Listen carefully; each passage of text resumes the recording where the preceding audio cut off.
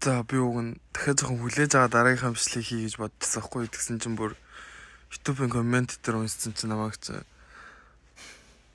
хил мэлээ сурчаа бичлэг хиймээ гэж жоохон тэгээд ах юм аа.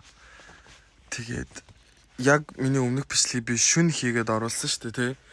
Тийм болохоор яг надад шүн мэдэгдэж байсан тиймэрхүү мэдээллүүдийн талаар бол би ярьсан гэсэн үг. Гэхдээ би өөрөө ч гэсэн тэрийг дахиж яг уншсан чи яг эмх цэгцтэй бол байгаагүй. Гэхдээ энэ дээр нэг хийх тайлбар нь болохоор яг үндэ хэрвээ Монголоос үзчихвэл эн чин өөр хэрэг байхгүй юу? Хэдийн эн чин 5-1 улсын хэрэг ч гэсэн яг энд байгаа хүмүүсийн сэтгэл зүйд ч гэсэн амар их нөлөөлнө гэсэн үг. Яг өмнөх бичлэгийг хийж авах үеийн миний сэтгэл зүй ч гэсэн амар их айдастай ч юм уу тиймэрхүү юм бол байсан гэж ойлгох гээд бол ер нь бол болно. Дайны өмнөх цэргийн дэглэмийг ер нь бол зарлсан гэдэг мэдээ ер нь бол хүн дээр тулсан шүү дээ. Энд чинь цэргийн дэглэмийг зарлана гэдэг чинь өмнөх зарлж исэн 1980 онд зарлж исэн. Тэр нь бол хэцүү үе зарлж байгаа хөө 44 жилийн дараа 44 жилийн хугацаанд энэ бол ямар их хөгжлөөдөө. Тэснэ одоо яг энэ 24 онд ирчээд цэргийн дэглэмийг зарлана гэдэг чинь угаасаа тэнэг واخгүй яаж ч утсан. Тийм учраас ер нь бол жоохон миний сэтгэл зүйд ч гэсэн жоохон юм орж ирсэн. Тэгээ тэрэн дээрээ үндэслээд ер нь бол өмнөх ярьсан бичлэг واخгүй юу? Тэг би тэрийг зүгээр өнгөрөөгөөд би ингээд зүгээр жоохон завтаа болохоор бичиж гэж бодсон. Яг энэ бичлэгийг хийснээс та нар дахиад хэвтчихвэл бити буруу ойлгоорой. Би тэр бичлэгийг тэр мэдээнээс хойш би 3 цагаас хойш сэрэн байсан. Би 3 цагт тэр мэдээг харчаал тэгэл YouTube дээр нэг бичлэг за би 3 цаг сэрчээл ээжтэйгээ ярьчаал энд дэдэг ахтайгаа ярьчаал YouTube дээрээ YouTube дээр их бичлэгээ хийчихэл ардаас нь тэрийг эдитлэл постлал бүгдийг нь хийжээд тэгээд би гарсан найстаа уулзсан сургууль руу явсан. Тэг би хурж ирсэн тэгсэн чинь над руу Instagram-аар над руу хүн холбогдоод ингээд тэнгэр телевизч ярилцлага өгөх боломжтой Солонгос ямар байсан талаар эдрэгээд тим юм яасан. Тэг бисээ тэрний ярилцлагыг хүртэл өгсөн. Ер нь бол өнөөдөр жоохон урт өдөр байлаа. Тэнгэр телевизээ 2 цагийн ярилцлага шүү заяа guys. Монголоор 2 цаг хаа үзүүл үзээрэй за. Гол нь тэрэн дээр гарч байгаа миний царайн тэтгээд хэрэггүй шүү заяа. Camera adds 10 pounds. Камерагаар хүний бичлэгээ харахаар 10 ил нэмдэг байхгүй 10 паунд нэмдэг байхгүй. Тэгээ над дээр 5 камер байсан гэж бодчих. Тэгэхээр ер нь 50 паундыг хасааж ер нь бодож болно гэсэн үг шүү заяа guys. За тэр яах вэ? За тэгээд одоо асуудал ярьж эхлэе за. Яг юу болсон? Окей. За нэгт ерөнхийлөгч бүгд найрамдах Солонгос улсын манай өмнөд Солонгосын ерөнхийлөгч 24 оны 12 сарын 3-ны өдрийн оройн 22:15 цагт болохоор онцгой байдлыг зарласан. Цэргийн дэглэм онцгой байдлыг бол зарласан. За тэгээд энэ онцгой байдлыг зарлахад ер нь бол өөрийнх нь парламентэд байдаг өөрийн намынх нь гишүүд бусад сайдууд ч гэсэн эсэргүүцэж тиймэрхэн болсон. Тэгэхээр өөрөө ер нь бол ерөнхийлөгч өөрөө дур мэдээд 2-3 утцын хүнтэй хамт зэрэгцээ зүгээр лайв хийгээд мэдээгээр ер нь бол тэгээд зарласан гэдээ ойлгочиход болно. За тэгчингууд энэ мэдээгээр анх удаа яг онцгой байдал зарлаад байгаа мэдээд байгаа гишүүд байна. Улсын хурлын сайдууд байна. Тиймэрхэн хүмүүс байгаа байхгүй анх удаа мэднэ.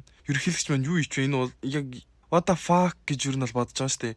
Тийм учраас яаралтай хурлыг ер нь л зохион байгуулж байгаа. За тэнгуут л нэг цагт үндэсний ассамбле шөнийн нэг цагт хуралдаад за тэгээд 300 гишүүдээс 190 оролцоод за тэгээд 190 ер нь бол ингээд одоо саяны зарласан онцгой байдлыг цуцлах уу гэдэг дээр бол 100 ирүүлээ ингээд цуцлая гэдэг шийдвэрийг гаргаад тэгээд ер нь бол онцгой байдлыг шөнийн нэг цагт цуцлсан гэсэн үг. Гэхдээ нэг цагт манай ерөнхийлөгч үг хэлээгүй л байсан цуцлсан бүгдээрээ 50 байгаараа гэдэг үг л хэлээгүй. Тэгтээ бүр үүрээр 5-6 цагийн үед баг тэр ингээд цуцлсан гэдгээ баг өөрөө гарч ирж мэдээгээр хилээд тах шиг байсан. За тэгээд ийм юм болсонгууд л за яг энэ яаж нөлөөлсөн бэ гэдэг талаас нь одоо бүгдээрээ ярив за.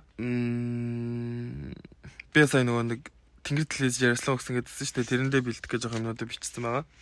Энийгээ жоохон хараадахыг. За тэгэхээр нэгт одоо ингээд яагаад ерөнхийлөгч гинт зүгээр байж ийсэн яг тэр ингээд онцгой байдал зарласан бэ гэдэг ер нь л асуудал шүү дээ тий. Гэхдээ энэний талаар би өмнөх бичлэгэн дээр Хойд Солонгос эдэртэй ер нь бол холбож ярьсан дээр нь бол үнэн. Гэхдээ тэр чинь миний л бодол. Би Хойд Солонгостой холбож ярьсан гэдэг баримт байна, ийм баримт байна гэж би үзүүлээгөө тэр чинь миний л бодол. Хүн бол өөрсдөө ингэсэн бодолтой. Яагаад гэдэг шалтгаан нь ил гараагүй байгаа учраас тэр чинь одоо олон улсын хуульчууд ер нь бол гаргасан байгаа байхгүй юу? Олон улсын хуульчууд ер нь бол яагаад гаргасан бэ ч юм уу иймэрхүү талаас нь ярьсан юм байгаа. Энэ дээр болохоор гол нь одоо байгаа ерөнхийлөгчийн нам нь парламенттай олонх биш. Тийм учраас энэ дээр ер нь бол ерөнхийлөгч ингээд нэг тийм ерөнхийлөгчийн гаргасан санал үзэл тиймэрхүү юмнууд ингээд газар авахгүй ч юм уу тиймэрхүү юмнууд зөндөө байсан. За тэгчингууд л энэ дээр бас нэг гарч ирж байгаа юм. Тэр олон улсын хуульч нарын ер нь хуульч одоо ингээд цэцэр судлаач нарын хэлж байгаагаар бол энэ саяны зарлсан онцгой байдал ер нь бол нэг парламентд байгаа хоёр том намын ер нь асуудал гэдэг талаас нь ер нь бол олон улсын хуульч соёл улс төр судлаачдад ярьсан байгаа. Тийм. Гэхдээ Солонгос улсын иргэд бас энийг өөрөөр үзэж байгаа байхгүй юу? Иргэдийн хувьас болохоор яг энэ зарласан юм нь бол Дональд Трамптай холбоотой ч гэж үзэж гин, Хойд Солонгостой холбоотой ч гэж үзэж гин. Яг хинч ерөнхийлөгчөөс хариу аваагүй байгаа байхгүй бол яагаад ийм юм хийсэн гэдэг хариу хинч аваагүй. Тэр энэ дээр ямар нэгэн зөв буруу гэдэг юм байхгүй ер нь бол.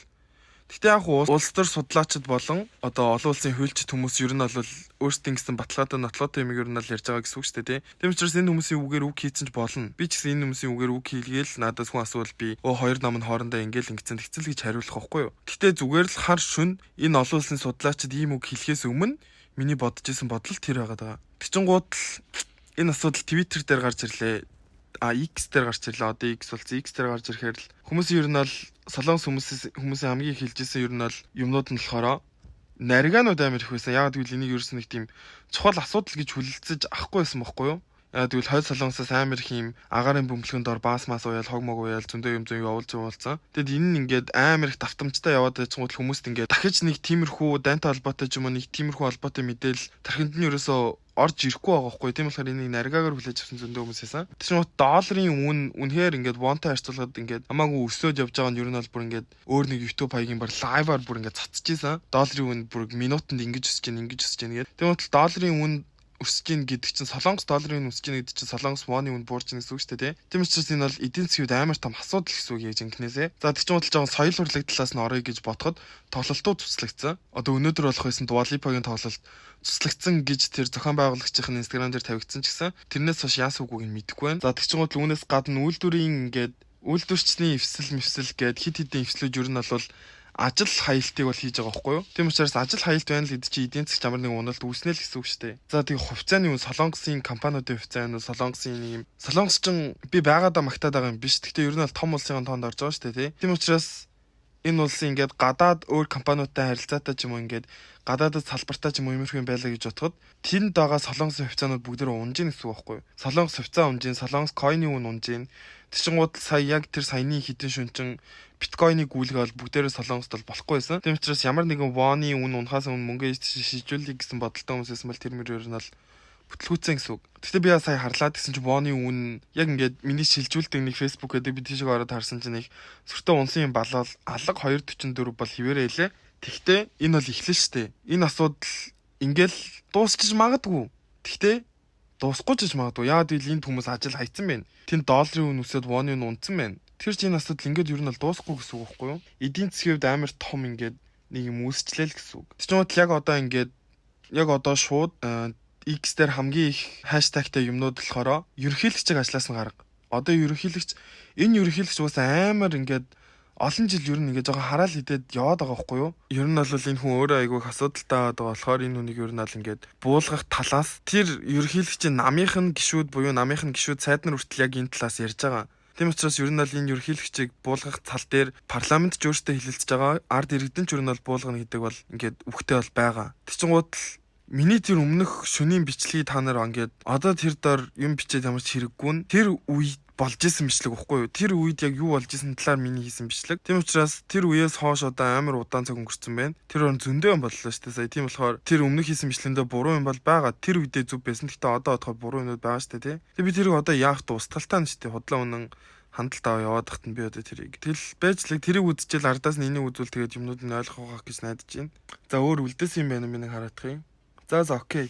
Үйлдвэрчний эвлэлүүд ер нь л ажил хаялт маялт байгаа гэж бол хэлсэн. За тэгээд эдийн засгийн салбаруудад хямралын шинж тэмдгүүд бол гарч ирсэн гэдэг бол одоо хамгийн том асуудал байна л гэсэн үг. Хэдий энэ онцгой байдлыг зарлчаад 6 цагийн дараа буцаа болиулсан ч гэсэн тэр хооронд нэр хүнд бол унсан байна, хувьцаа унсан байна, долларын үн нэмэгдсэн байна. За баяртай би ингээ 3 цагаас хойш сэрүүн байсан. Одоо 4 цаг 44 минут болж би одоо хэсэг унтлаа. Одоо бас энэ хийж байгаа бичлэг би дахиад янзлаад, thumbnail хийгээ дахиад постлоод тэгээд унтна гэсэн үг. Дахиад нэг 30 минут нэг баг цагийн ажил байгаад байна уу да. За баяртай бүгдээрээ дараагийнхаа бичлэгээр уулзцгаая. Bye bye.